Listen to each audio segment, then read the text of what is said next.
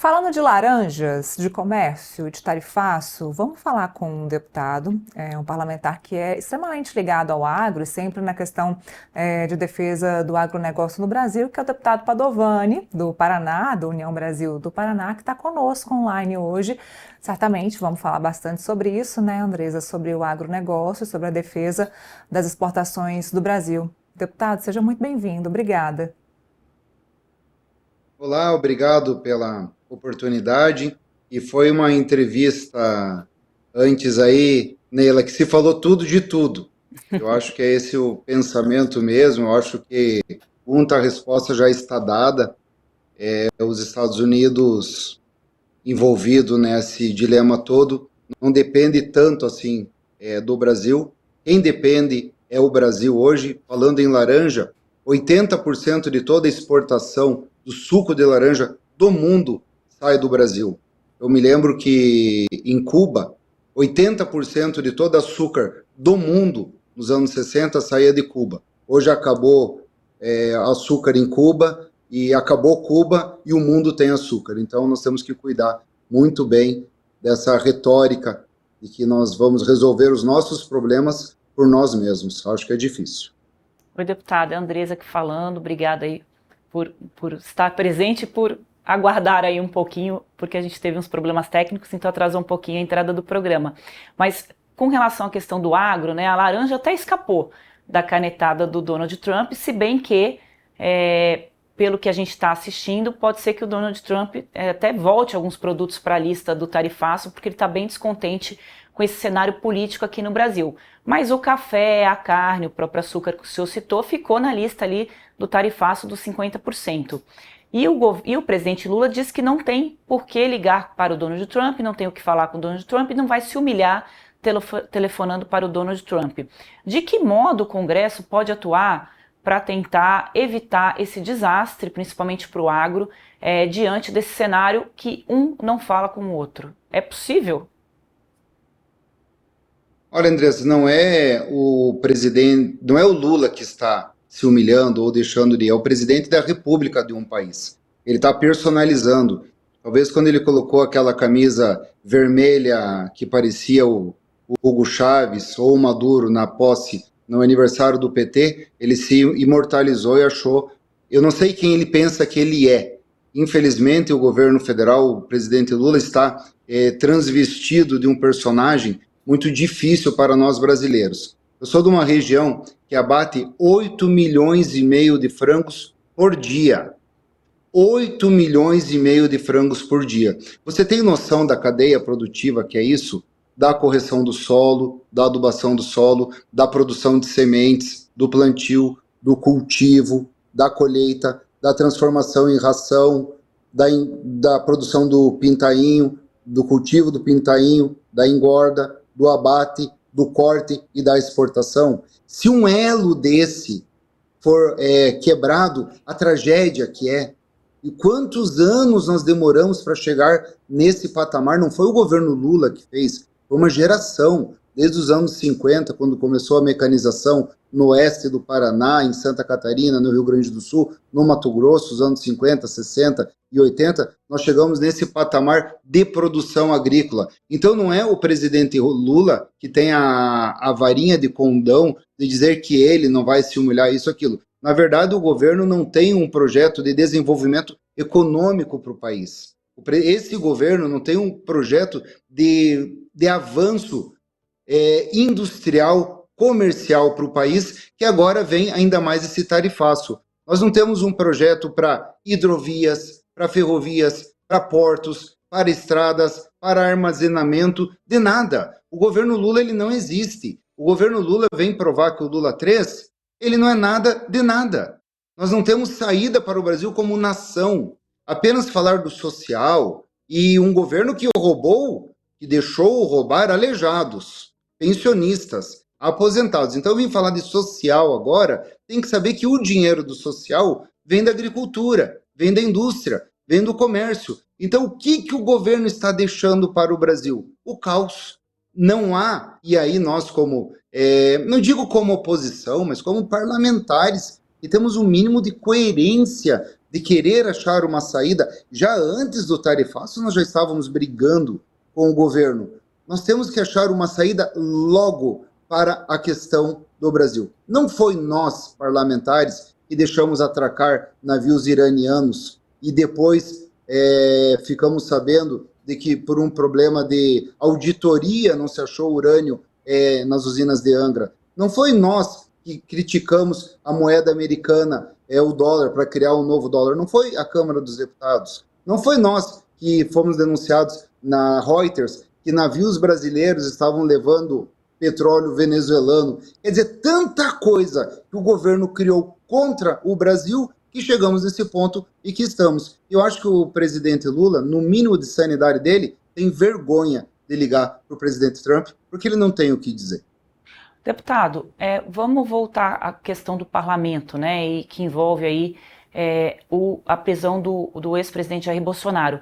Parece que o Arthur Lira disse que teve um acordo agora, a gente ainda está aqui no ar, não sei se o senhor já tem informação de que acordo é esse, né? Ontem se falou que havia, da parte do Hugo Mota, um compromisso para pautar a anistia, hoje o Hugo Mota disse que não tinha, e agora o Arthur Lira, a produção acaba de me dizer que diz que sim, teria um acordo para pautar a anistia. O Hugo Mota já está sendo tratado como um não presidente da Câmara, vocês já colocaram o Lira no lugar dele? Ontem o Sóstenes também foi procurar o Lira, ignorando o Hugo Mota. Conta um pouquinho desse contexto para as pessoas entenderem que estão acompanhando aqui a gente.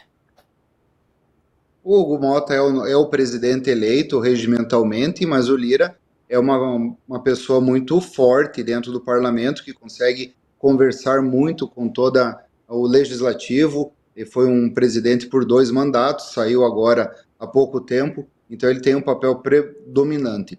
O próprio presidente Bolsonaro, na questão da anistia, disse que não se trata anistia, quando se diz ampla e restrita, que tem que atingir o Bolsonaro, anistia ao Bolsonaro. Quando nós começamos o projeto da anistia, é bom que a gente coloque, André, isso há 2 anos e 6 meses atrás, que já se falava em anistia para aquelas pessoas que foram presas no dia 8 de janeiro, mas também aqueles caminhoneiros que no mês de outubro, no mês de novembro, foram presos, tiveram caminhões presos e empresários, não se falava de Jair Bolsonaro. Nós queremos anistia ampla e restrita, sim, para o presidente Bolsonaro também, mas ele mesmo colocou que o momento agora é dar anistia para aquelas pessoas do 8 de janeiro. Ponto. Tem que colocar para votar, as emendas vão acontecer de um lado ou de outro e tem que sair um acordo. Então não existe um acordo. Nós podemos até votar a anistia e perder a anistia. Isso vai depender de voto. Então tem que se construir um texto. O que não pode mais é não se votar esse projeto de anistia de pessoas que foram presas sem ter sido julgadas na primeira instância, na segunda instância, e hoje estão condenadas a 14, a 17 anos de prisão sem poder ter alguém para recorrer. Isso não é... Perdemos o contato? Deputado? Voltou? Voltou, sim. Pode continuar, por favor. Então, eu estava colocando que o próprio presidente Bolsonaro, ele coloca que não é anistia ao presidente Bolsonaro. Ele teve também a grandeza de dizer que a anistia é para todos, as pessoas do dia 8 de janeiro, os caminhoneiros do mês de outubro e novembro, e se colocar o presidente Bolsonaro que entre. Mas ele ainda hoje não está condenado, então pedir anistia a ele é intempestível. O que nós temos que colocar é o texto da anistia para votar, redondar esse texto e ter os votos na Câmara. Vamos falar de tarifaço? Isso porque as pesquisas de opinião, falando em política, deputada, as pesquisas mostraram que a popularidade do presidente Lula subiu por conta da questão do tarifaço, já que o presidente conseguiu colocar no colo da família Bolsonaro a culpa da imposição do tarifaço de Donald Trump. Pois bem, o senhor acredita que o agronegócio ele vai continuar do lado do Bolsonaro, mesmo com essa culpa nas costas do Eduardo Bolsonaro e do Jair Bolsonaro de ter instigado Donald Trump a tarifar o nosso país?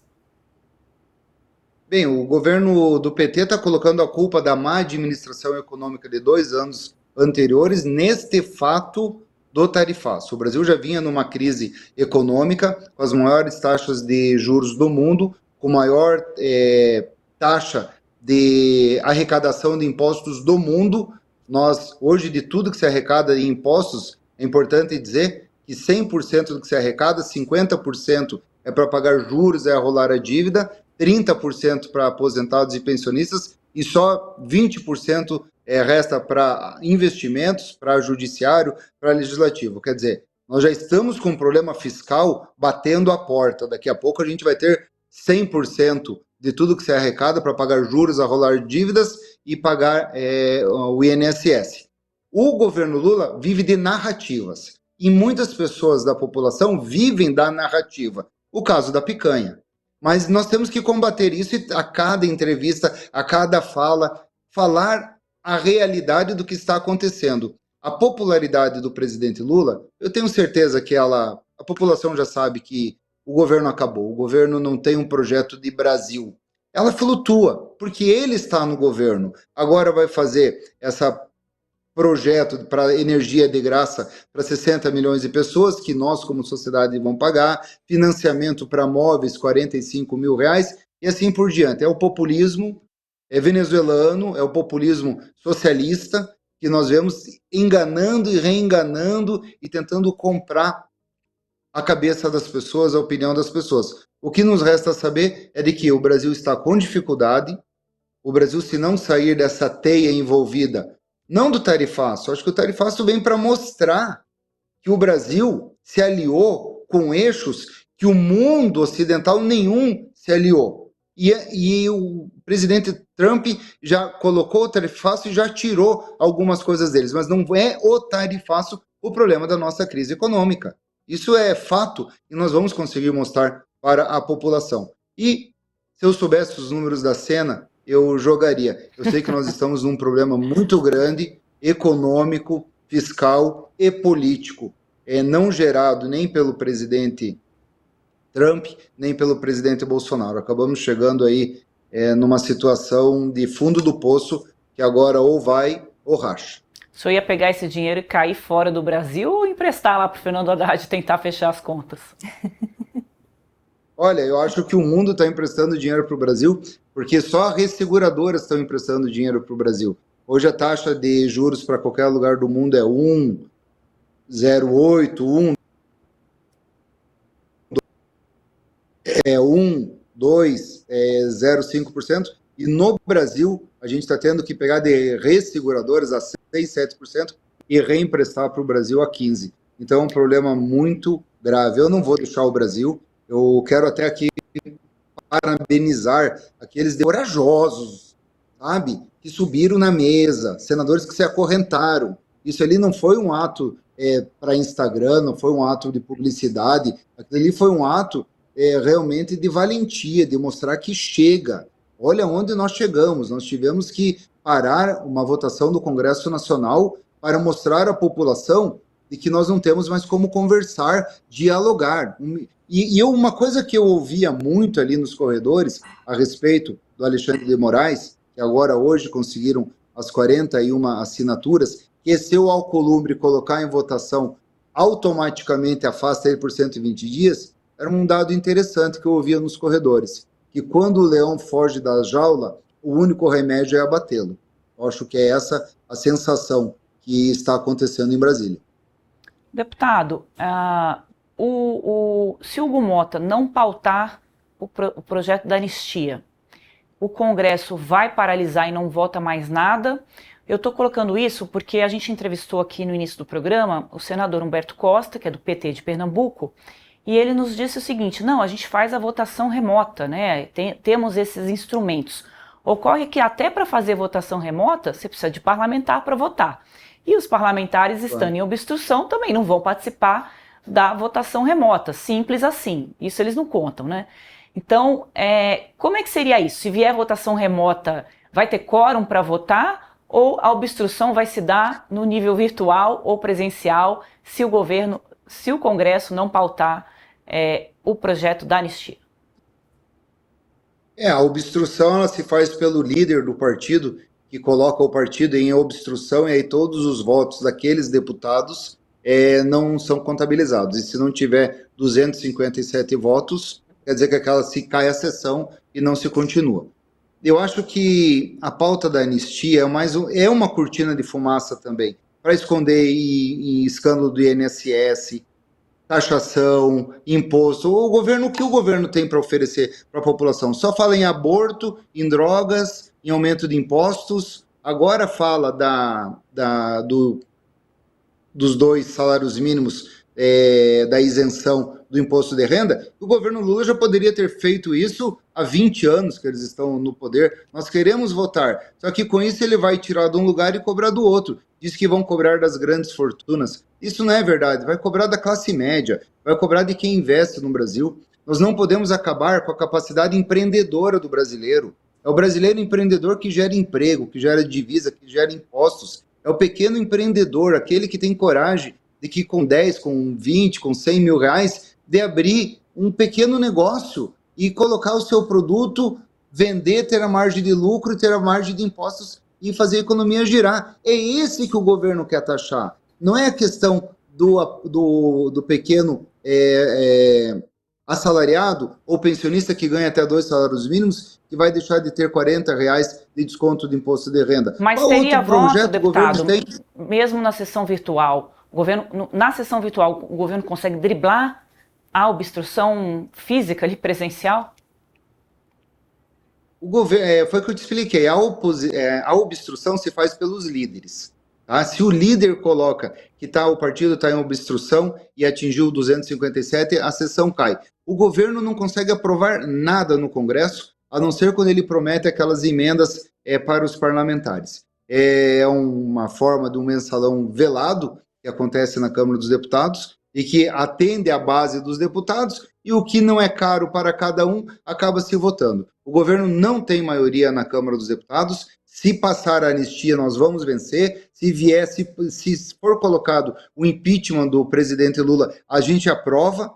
Pode ter certeza que a gente aprova e manda para o Senado. O governo está no fio da navalha. O governo ele só está poderoso, só está grande nas narrativas dele, que é um grande negociador, que é um grande administrador, que a economia está bem, que o Brasil está bem, que o Brasil está pacificado. Isso é a narrativa do governo. No Brasil real, para quem conversa com o seu Pedro, com a dona Maria, na panificadora, no posto de gasolina, para quem conversa com os parlamentares dentro da Câmara dos Deputados, sabe que o Brasil é outro e o governo é inexistente, é um governo falido que está falindo o Brasil. Deputado, fazer uma última pergunta para o senhor sobre um outro assunto. O senhor, não lembro se o senhor foi relator, como é que foi da questão do voo da Voepass. Que, né, esse voo caiu, 56 pessoas morreram nesse voo. O senhor analisou, o deputado não está mais no ar com a gente, né? Então, se a gente conseguir retomar com o deputado, a gente vai falar um pouquinho, porque ele analisou esse episódio, né, dessa tragédia com o avião da Voepass e chegou a algumas conclusões ali interessantes, como uma falha na Agência Nacional de Aviação Civil, que é a ANAC, que é quem deveria fiscalizar as empresas aéreas, né, nele. Esse assunto não tem relação com o nosso contexto de hoje, mas já que o deputado está aqui, é importante que a gente também consiga, né, por meio dele, entender um pouquinho o que foi que ele depreendeu das análises que ele fez dessa tragédia na aviação brasileira e dessa tragédia também que é hoje a ANAC, que é essa agência reguladora, mas esse é um assunto que a gente pode deixar para um outro programa, né? A gente perdeu o contato com o deputado, de fato a gente tenta restabelecer, se ele voltar a gente toca no assunto. Mas vamos de contexto dessa semana. Olá. Voltou? Voltou, Andresa. Pode refazer a sua pergunta aí sobre a Voepass. Não sei se o deputado ouviu a pergunta. Faz para a gente um resumo, deputado, do que o senhor encontrou, né, analisando esse acidente, especificamente no que diz respeito à ANAC, que é a Agência Nacional de Aviação Civil. A ANAC falhou na investigação e no acompanhamento ali da Voepass ao permitir a empresa de continuar voando? Olha, a nossa função na comissão externa da Voepass não foi fazer caça às bruxas. Não foi quebrar a empresa, não foi apontar o dedo, foi propor uma legislação para o Brasil, que é um dos maiores mercados de aviação comercial do mundo, e que ela tenha uma segurança nos voos. Muito bem. Uma coisa que nós vamos propor é que empresas que tenham feito recuperação judicial não possam se fundir a outras e usar os spots nos aeroportos. Por exemplo, a Passaredo estava em recuperação judicial, fundou a Voipaz e não tinha capacidade financeira de operar a empresa. E aí virou aquela roleta russa. Aviões sem manutenção, aviões com dificuldades de canibalização das peças, tira de uma aeronave e colocava em outra. Às vezes até, não digo treinamentos, mas nós vimos nas oitivas mecânicos dizendo muitos problemas, funcionários dizendo que tinham excesso de horas de trabalho, ficavam sobreavisos e muitas vezes. Então, nisso a ANAC, após a queda do avião, poderia ter colocado ser mais incisiva. Houve 1.600 voos após e com 2 incidentes. Então, é isso que nós queremos colocar, e aí vai ser feita uma proposta de lei neste sentido, de que, após uma recuperação judicial, seja feita uma melhor fiscalização da companhia aérea. Tá joia, deputado. Muito obrigada pela sua participação aqui. Volte sempre. Foi muito esclarecedor ouvir o senhor. Obrigada, deputado. Até a próxima. Tá bom, Andressa. Obrigado, Neila e Andressa.